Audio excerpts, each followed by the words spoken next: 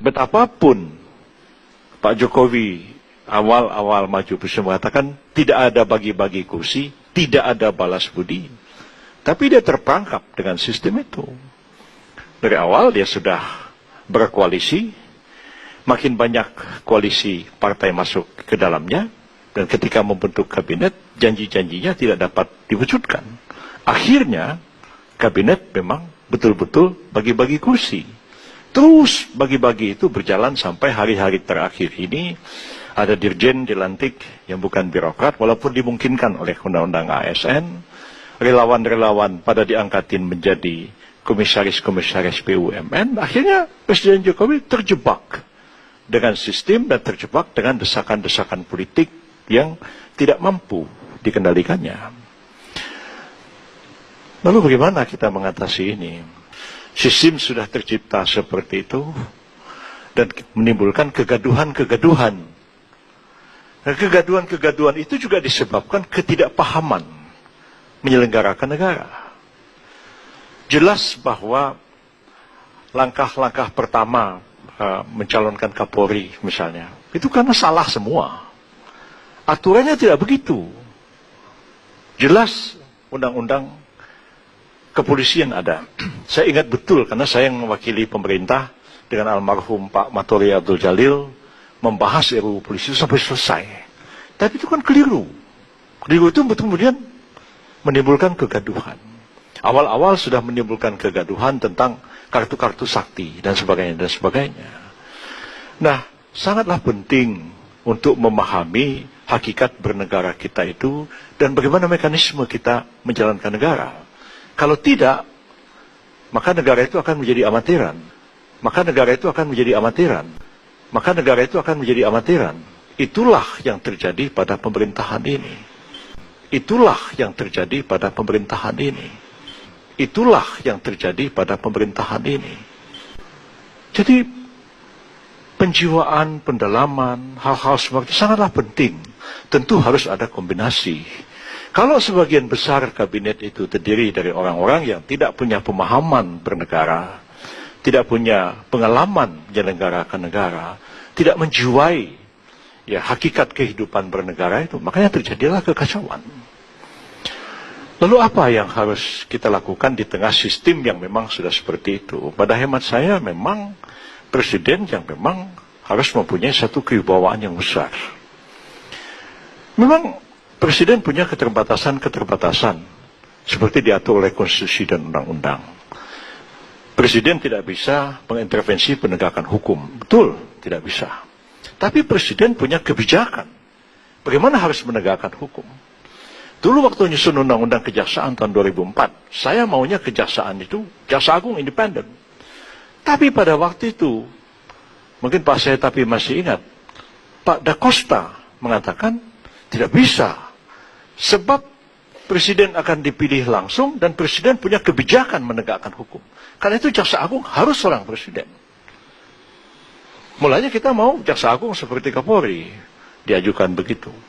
Dan itulah yang terjadi. Maka lahir Undang-Undang 16 2004 itu, Jaksa Agung ada di tangan presiden. Memang, saya waktu itu mengatakan begini, Jaksa Agung itu memang bawahan presiden, jagat presiden, tanggung jawab pada presiden, tapi kewenangan Jaksa Agung menegakkan hukum bukan bersumber dari presiden, tapi bersumber dari undang-undang. Karena itu Jaksa Agung bisa menangkap presiden. Itu pikiran kita pada waktu itu. Tentu presiden tidak bisa nyuruh KPK, tidak bisa nyuruh polisi, nyuruh ini.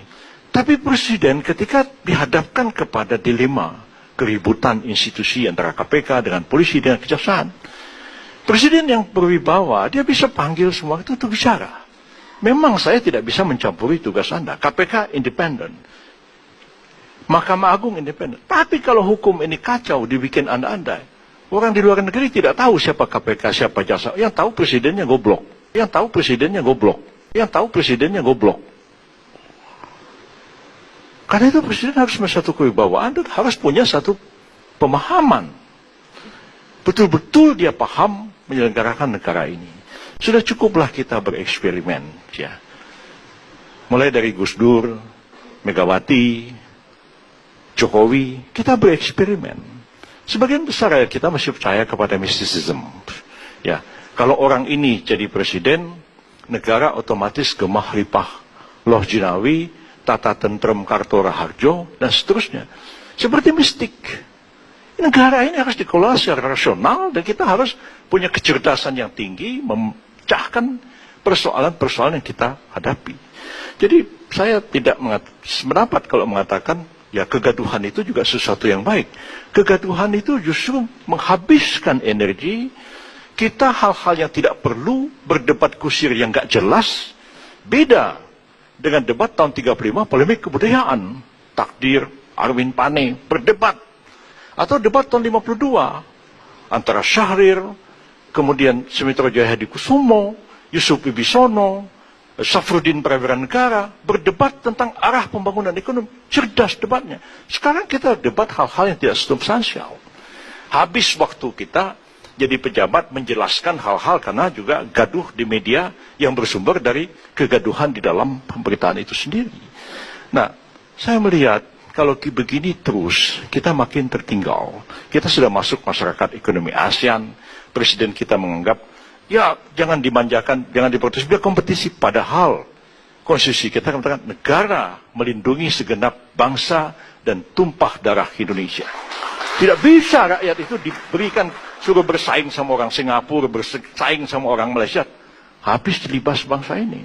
Tetap proteksi negara itu harus ada, dan jangan kita terlena dengan kesepakatan AFTA, NAFTA, pasar bebas ASEAN dan sebagainya, akan menggilas kita semua. Nah, satu hal yang saya kadang-kadang sangat khawatir, ya, dulu waktu saya masih muda, saya research di Pakistan tentang land reformnya Zulfikar Ali Bhutto yang ditentang ulama-ulama Pakistan. Kenapa? 5% rakyat Pakistan menguasai 95% tanah di Pakistan. Negaranya nggak bisa bergerak. Tapi sekarang apa yang terjadi? 0,2% orang Indonesia menguasai 74% tanah di Indonesia. Melalui konglomerasi PT itu, PT ini, real estate, pertambangan, perkebunan sawit, HPH, dan sebagainya. Ini cuma tinggal bom waktu. Apalagi yang 0,2% itu, maaf kalau pakai bahasa lama, itu non-pribumi. Ini bom waktu.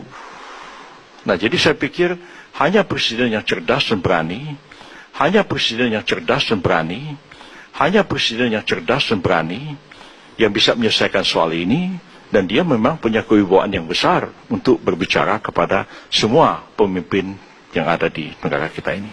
Begitu, Pak. Saya tambahin, 50% kekayaan Indonesia hari ini milik 1% orang Indonesia. Ya.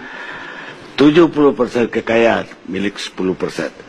30% bagi untuk 90% orang Indonesia.